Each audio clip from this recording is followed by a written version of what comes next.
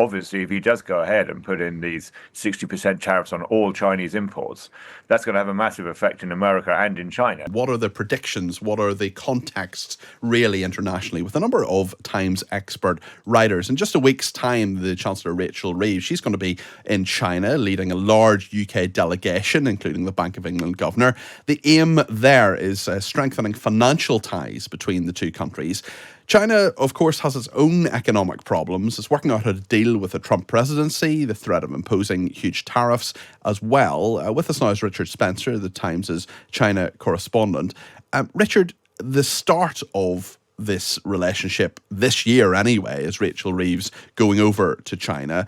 And really, I just wonder what the UK relationship will be like, because the Chinese perhaps could be forgiven for having a very sort of hot and cold relationship. We accuse them of espionage sometimes. That, of course, has happened. We spy on them, they spy on us. But at the same time, we've gone through, certainly in the last 15 years or so, quite an up and down relationship of sometimes saying they've got to be our ally, big trading partner, and other times saying, well, we need to perhaps slightly disengage. I wonder how you assess the relationship and how you think it will develop in 2025.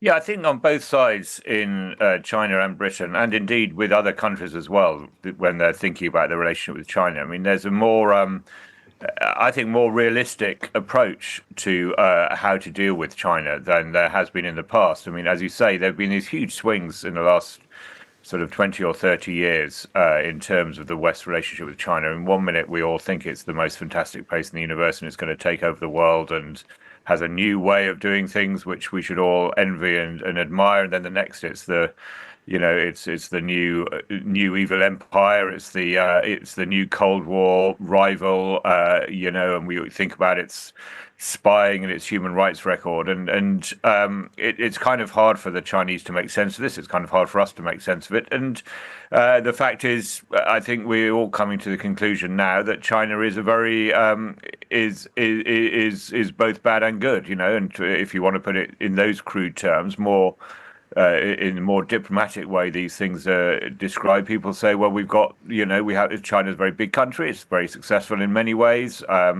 It's quite admirable in the way that it's risen out of poverty and empowered, amazing new businesses and wealth in parts of China, and that's admirable. And we have to engage with that and deal with it. But there are obviously things that we don't like about it in terms of its human rights records and its military ambitions particularly in the Pacific, and we somehow have to correlate those two different sides of our relationship with China. The new Labour government's come in saying we have to get away from the sort of name calling of the past, and you can try and do that, but it's also saying it won't forget about human rights. It's already Keir Starmer in his first meeting with Xi Jinping raised human rights and raised Hong Kong, other sensitive issues. So I don't think it's going to be plain sailing. I think it's an experiment for us, this sort of bifurcated approach to China. But then I think other countries are also coming to the same conclusion and trying the same thing out. Tell us a little bit about the internal economic aspects of China. We'll maybe talk about tariffs in a second in relationship with America, but just internally, there's been a big property market crash, hasn't there? Yeah, so I mean, this is all in the context that we don't really know what's going to happen in China in the next couple of years, particularly economically. I mean, this is where we say we want to do business with China, where we want to deal with them and engage business, finance. I imagine that we'll be trying to revive our own finance industry a bit. It's been in the doldrums lately, particularly post-Brexit, and we're looking for new trading partners, new companies that will, float on the British Stock Exchange, look to the British capital markets to revive the city a bit. But are there going to be those companies in China? I mean, it never really got over COVID. If you remember, it had those very long COVID lockdowns at the end of COVID, if you like, when we'd all lifted restrictions. It carried on with these restrictions, and that seems to have really damaged confidence, and it pricked this property bubble that people have been warning about for years. And so a couple of the big property firms went bust. And in the big cities, there is a lot of depression about the state of the economy. I mean, if you talk to people on the streets in China, in the big cities, particularly Beijing, Shanghai, down in the Pearl River Delta, The cities we've been used to seeing as booming are very discontented with high youth unemployment, companies going bust, lots of empty shops boarded up. I mean, things are going pretty well by comparison in some of the inland provinces. Some of the more the places that were still catching up, they're still sort of catching up, if you like. It's a big test for President Xi whether he can get the sort of animal spirits for the economy going again, and he doesn't seem to particularly want to do that with the help of foreign investment. As we said, he doesn't seem to want necessarily a massive amount of foreign investment and foreign engagement.